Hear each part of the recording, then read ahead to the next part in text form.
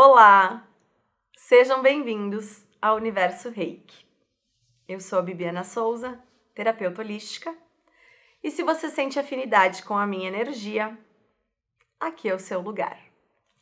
Eu escolhi um tema para conversar com vocês hoje, que eu considero de extrema importância, e estou aproveitando o engajamento do mês de setembro relacionado a esse tema, né? Então eu quero falar um pouquinho sobre o Setembro Amarelo e o combate ao suicídio. Vocês vão reparar que no programa de hoje eu vou muitas vezes me voltar para as minhas anotações. Eu vou falar sobre a depressão e sobre o Setembro Amarelo, e esse é um assunto sério e importante.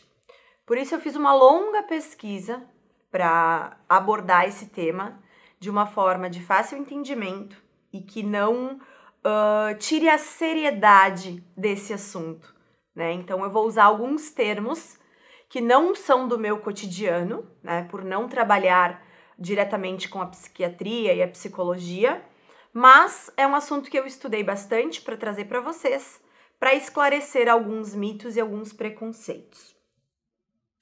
Então vamos lá.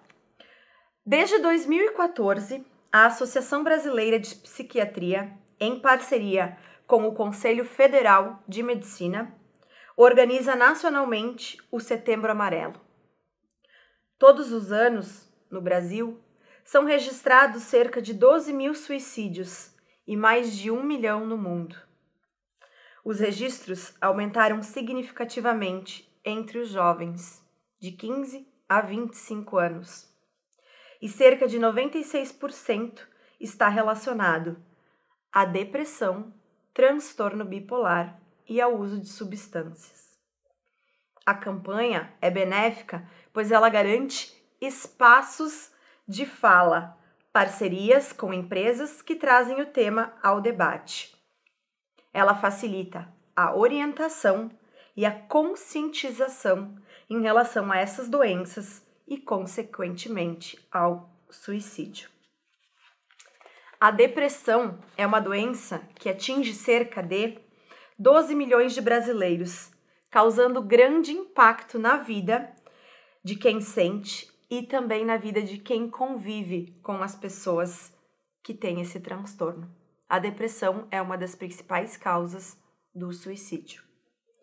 E por que é importante, gente, a gente abordar esse assunto e falar sobre isso? Porque a falta de conhecimento das pessoas em relação a essa doença é o que gera o preconceito e, consequentemente, a falta de apoio e tratamento de quem sofre com isso. Muitas vezes, por não entender o que está acontecendo consigo mesmo ou com alguém da família, dentro do relacionamento amoroso e até dentro do ambiente de trabalho, a gente só se dá conta da gravidade dessa doença quando ela afetou a vida dessa pessoa de uma forma como não tem mais como voltar atrás. Então, por isso eu resolvi trazer esse tema, para que a gente possa se atentar aos sinais do que estamos sentindo e do que as pessoas próximas de nós estão sentindo e como elas estão expressando isso. O preconceito em relação à depressão muitas vezes faz com que as pessoas tratem essa doença de forma equivocada, né?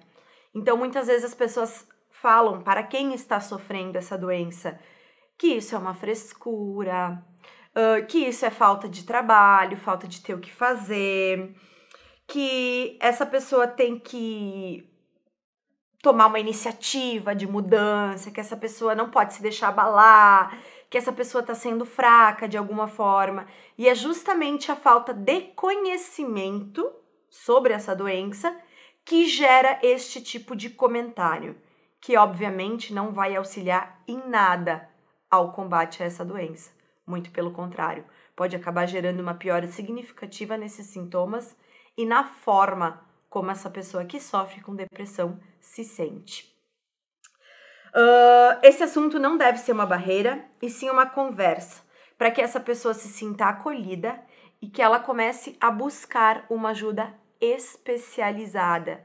porque muito além dessa pessoa se sentir à vontade para se abrir com um amigo, para conversar com alguém da família, essa pessoa precisa sim ser encaminhada para um especialista para que o tratamento se inicie e para que esses sintomas acabem se amenizando ao longo deste tratamento. Então vamos lá. O que é a depressão?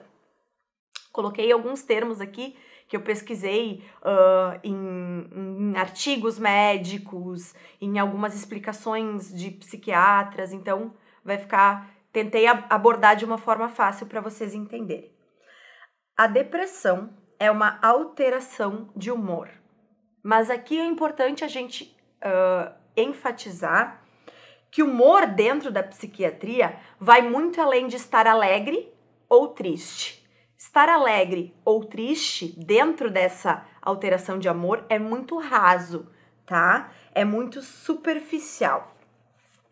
Na depressão, esse humor que está alterado, ele se refere à alteração no nível de energia física e mental e na sensibilidade ao prazer e à dor física e mental. Então, essa alteração, ela vai muito além da pessoa estar se sentindo alegre ou estar se sentindo triste. Essa alteração interfere significativamente no nível de energia física e mental daquela pessoa em si. Normalmente, no nosso dia a dia, na nossa vida, o nosso humor ele vai oscilando, né? Então, acordei me sentindo super disposta, feliz e alegre, mas depois aconteceu uma coisinha que me deixou meio chateada, angustiada, mas também depois já passou.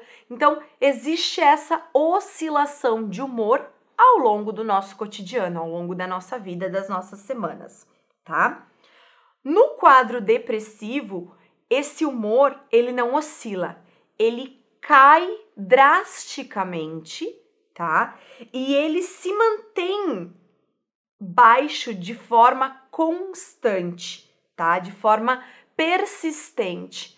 Ou seja, a pessoa apresenta essa queda nesse nível de energia físico e mental por dias e por semanas consecutivos, tá? Então não é assim, hoje acordei me sentindo triste, estou depressivo.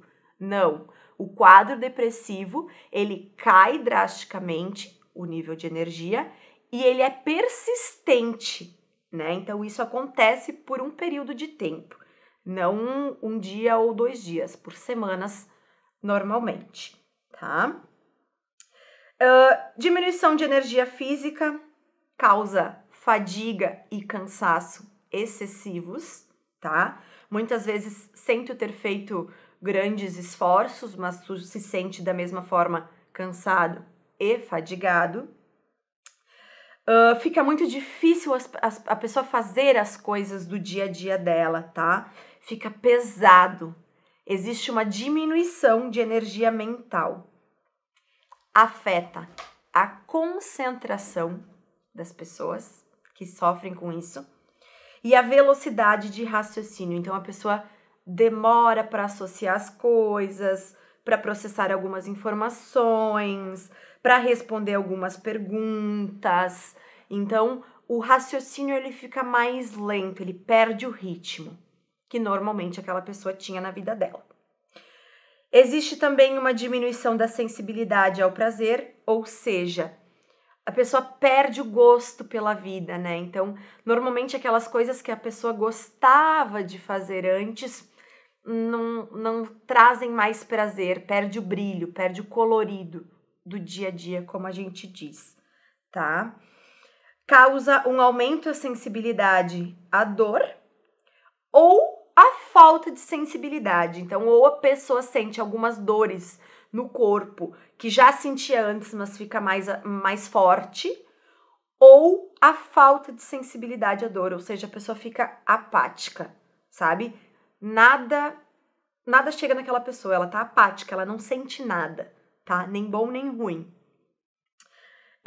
E a angústia também é gerada dentro desses sintomas depressivos, tá? Então, citei agora alguns sintomas para que vocês possam ir percebendo, né, e tentando identificar se isso faz parte do seu dia a dia ou de alguém com quem você convive. Sintomas chaves, então: diminuição de energia física e mental e diminuição do prazer de viver. Quero deixar bem claro de novo, pessoal, existe uma diferença gigantesca entre você estar se sentindo triste por um tempo, desanimado, cansado, e a depressão, que faz com que todo o sentido de vida das coisas que você fazia antes se perca, se torne um fardo realmente pesado, tá? E isso tem uma constância por um tempo. Entendendo esses sintomas que eu coloquei para vocês agora, a gente consegue compreender também como essa doença vai impactar as atividades diárias desta pessoa, tá? O quanto ela vai atrapalhar os relacionamentos, a sensação de realização e de propósito, aquilo que move a vida das pessoas, tá? Então, vamos lá. Sintomas comuns da depressão. Atinge o humor, causando uma tristeza mais intensa e duradoura, que interfere em todo o funcionamento diário, social, profissional e acadêmico. Atinge o humor, causando uma diminuição do prazer e das atividades, né, que antes eram prazerosas.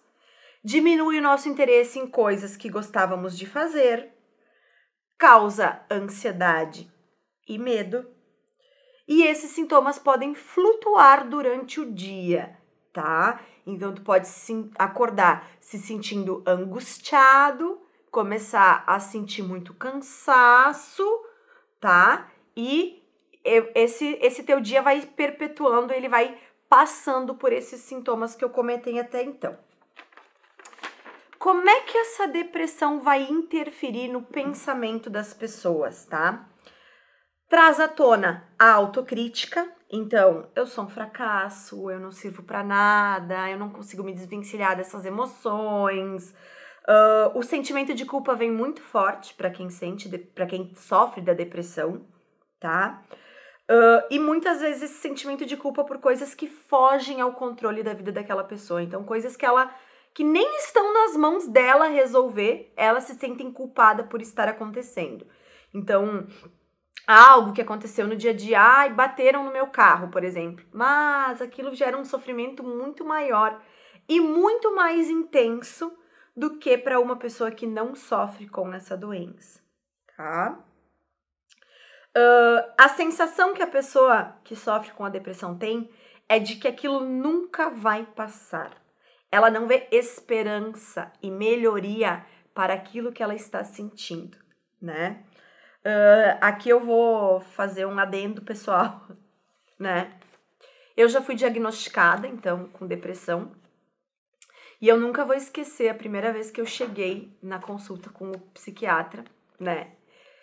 Que ele descreveu exatamente o que eu sentia. Minha mãe estava junto e ela também não esquece disso. Ele me olhou, eu tava lá, assim, ó, acabada na frente dele, assim, sem esperança nenhuma.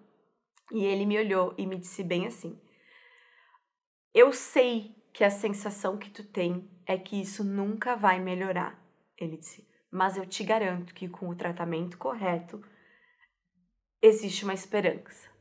E era realmente aquilo. Ele tinha conseguido colocar em palavras o que eu estava sentindo. A minha sensação é de que eu nunca mais ia ter vontade de viver. De que a vida nunca mais ia ser a mesma. De que eu ia viver naquela sensação de falta de colorido de vida mesmo, assim, de apatia total pro resto da minha vida, né? Então essa é uma sensação muito comum em quem sofre com essa doença. Coisas que quem não sofre não consegue entender. Porque é muito diferente de um dia triste. Poxa, hoje acordei triste. Pá, mas quem sabe assistir aquele filme que eu gosto tanto me anime, ou sair com a minha namorada, meu namorado me deixe animado, ou brincar com o meu cachorro. Para a pessoa que sofre com a depressão, isso não toca no humor dela a ponto de modificar essa situação. É muito mais profundo do que isso. Existe também uma grande diminuição de concentração e de raciocínio rápido em quem sofre essa doença. Então, pessoas que esquecem muito o que vão falar, pessoas que antes tinham um raciocínio mais rápido, mas que notam que estão demorando um pouco, né, para conseguir formular aquilo que vai apresentar, aquilo que vai falar, não estão conseguindo se concentrar nas atividades diárias de trabalho, acadêmicas, esse tipo de coisa. Se antes tinha muita facilidade em escrever, em estudar, podem estar notando uma piora dentro desse quadro, né? É claro que esses sentimentos, eles não são isolados, né, gente? Eles são, eles englobam, eles vão levando um ao outro, tá? Então, são vários desses sintomas dentro da doença. Alguns sintomas físicos que podem aparecer: fadiga, cansaço, sensibilidade à dor física em crianças e adolescentes.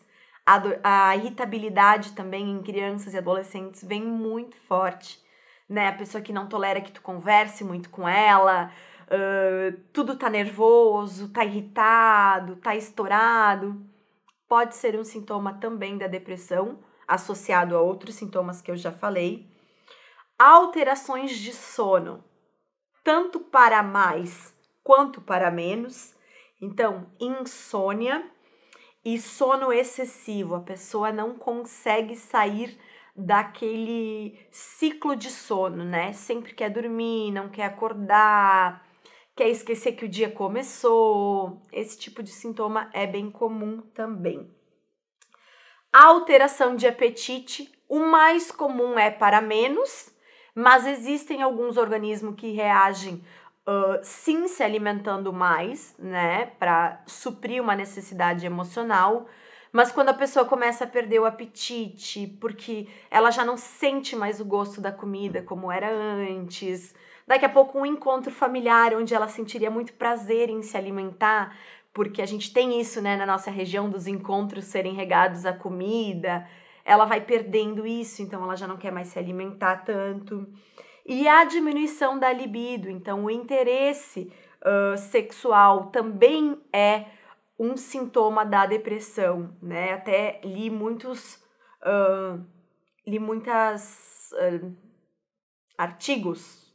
muitas entrevistas que falavam que muitos pacientes chegaram ao diagnóstico de depressão quando iniciou essa baixa na libido, né? E aí perceberam que associado a outros sintomas que não tinham chamado tanta atenção deles quanto essa diminuição da libido, fez com que fossem diagnosticados então e tratados para poder recuperar também este interesse sexual.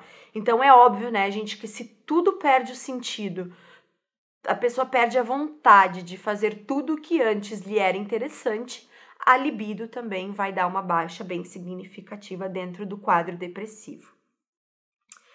A depressão interfere significativamente nas nossas alterações sociais.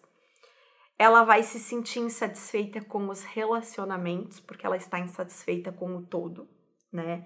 Não sente prazer em se relacionar, desperta um sentimento frequente de solidão, mas não consegue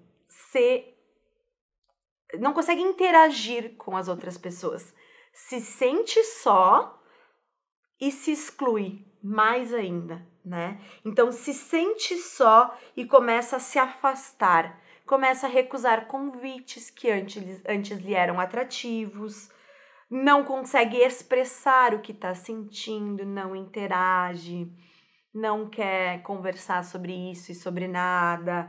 Temas que antes lhe chamavam atenção, hoje já não fazem mais sentido.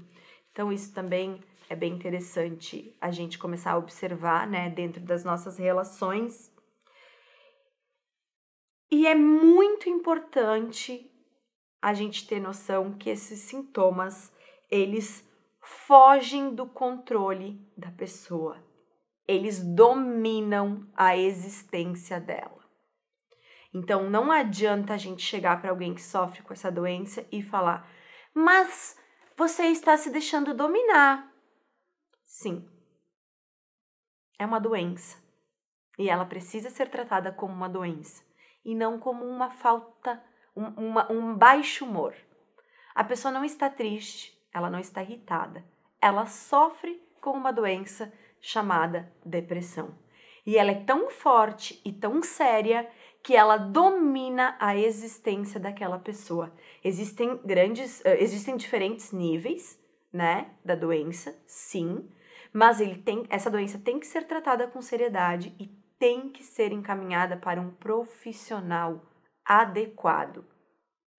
Tá? Isso tem que ficar bem claro.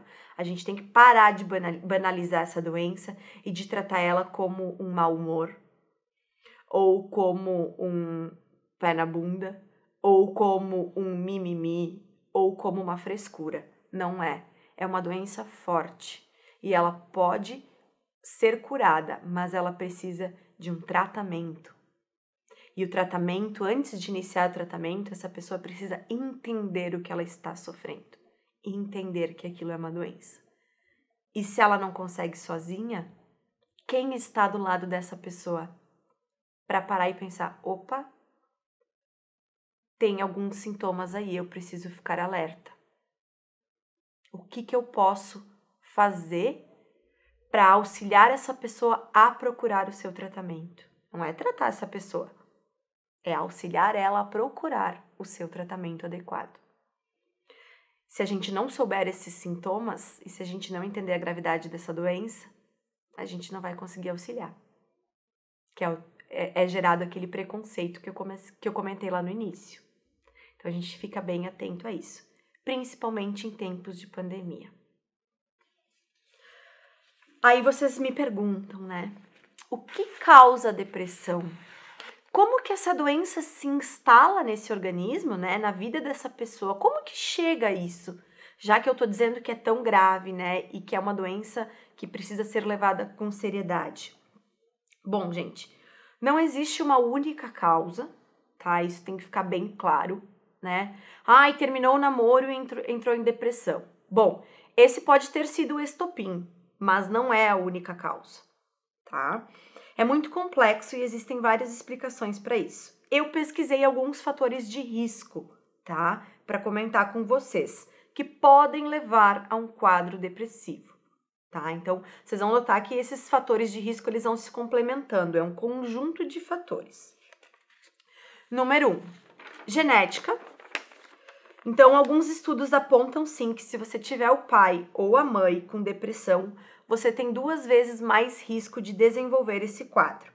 E aí, esse risco vai aumentar de acordo com o número de pessoas da tua família que tem, né? Então, se tiver o pai, a mãe e mais um avô, essas 2 vezes mais chances vai passar para 3 e assim consecutivamente.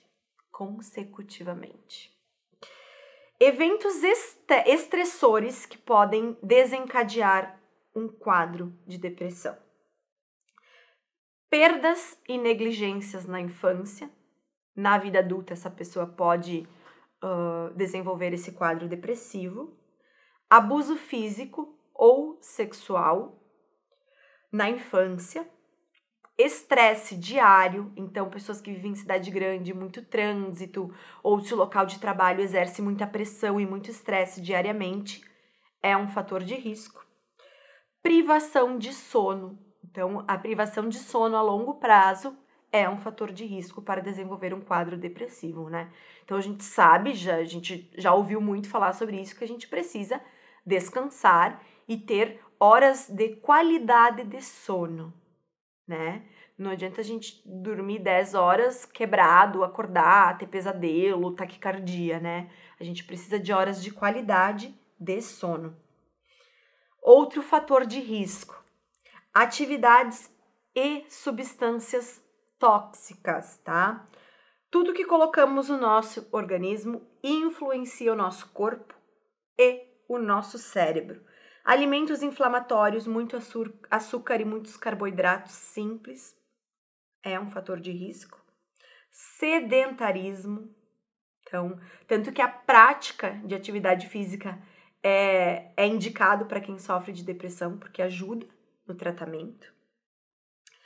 Medicamentos usados para outras doenças podem influenciar também, então eu anotei aqui corticoides, alguns antibióticos e alguns hormônios podem ser um fator de risco. Então é sempre importante conversar bastante com o teu médico, que ele possa deixar bem claro, né, esses riscos. Uso de álcool e de outras drogas, deficiências de vitaminas e deficiências de hormônios. Todos esses são fatores de riscos que podem desencadear um quadro depressivo. Alterações cerebrais que podem desencadear esses quadros. Diminuição das conexões entre os neurônios e alteração de neurotransmissores. Substâncias químicas no cérebro, diminuição da serotonina, da noradrenalina e da dopamina, que são hormônios que, resumidamente, né, despertam prazer tanto na nossa mente quanto no nosso corpo. Então, esses fatores são fatores que juntos, né, que agregados, podem vir a desenvolver um quadro depressivo. Não isoladamente, necessariamente, um fator desses vai desencadear, né? Então, provavelmente, quando tu for procurar ajuda e esse tratamento, tu vai fazer uma conversa com o teu médico, com o teu psiquiatra, e aí ali ele vai conseguir visualizar diversos fatores que desencadearam, então, nessa doença. Tranquilo? Sobre o tratamento, então, pessoal. Não existe um tempo específico de tratamento, então tu não vai chegar no médico e ele vai dizer, bom, com certeza 6 meses de tratamento, com certeza 3 anos de tratamento. Ele dura de meses a anos, dependendo da forma como tu vai reagir à medicação, à terapia, enfim, é muito particular, tá? Então o médico vai acompanhar esse teu tratamento para ver, enfim, há quanto tempo ele vai durar. Procure um médico capacitado, procure um psiquiatra que vai poder incluir no teu tratamento alguma medicação. Isso é muito importante, gente. Os medicamentos são muito importantes porque eles têm como papel repor neurotransmissores cerebrais que faltam quando a pessoa está em depressão, tá? Entre eles a gente pode citar a serotonina e a noradrenalina, que vão melhorar o bem-estar e vão melhorar o humor. O meu psiquiatra, quando eu tomei a medicação, ele me explicou da seguinte forma, vamos ver se fica fácil entender assim. Sem a medicação, dentro do quadro depressivo, o meu corpo estava produzindo este nível de hormônios, tá? O remédio faz com que eleve a produção desses hormônios e a longo prazo me dá condições para que o meu corpo depois produza esses hormônios de forma natural, né? Então ele vai induzir o meu corpo a produzir esses hormônios de forma mais elevada, né? E aí, obviamente, com essa medicação equilibrando, né, esse fator hormonal, eu vou conseguir retomar o meu prazer pela vida, pelo exercício físico, por conversar com as pessoas, por estar entre os meus amigos, né? E vou poder voltar à minha vida sem aquela angústia, sem aquela fadiga, sem aquelas sensações que eu comentei com vocês antes, tá? Então, em grande parte das vezes, o medicamento é muito importante. A terapia com psicólogo também é muito recomendada, tá, pessoal? Então, a gente aprender dentro da terapia a detectar as nossas emoções, a lidar melhor com elas, quais foram os gatilhos que me levaram, né, a esse quadro. Tudo isso é, sim, muito importante, pessoal. A gente precisa de ajuda capacitada. A prática de exercícios, sim, vinculada a esse tratamento é muito benéfica, né? Porque a gente sabe que quando a gente pratica exercícios, a gente também libera uma dose de hormônios que nos causam bem-estar, que nos trazem aquela sensação de prazer.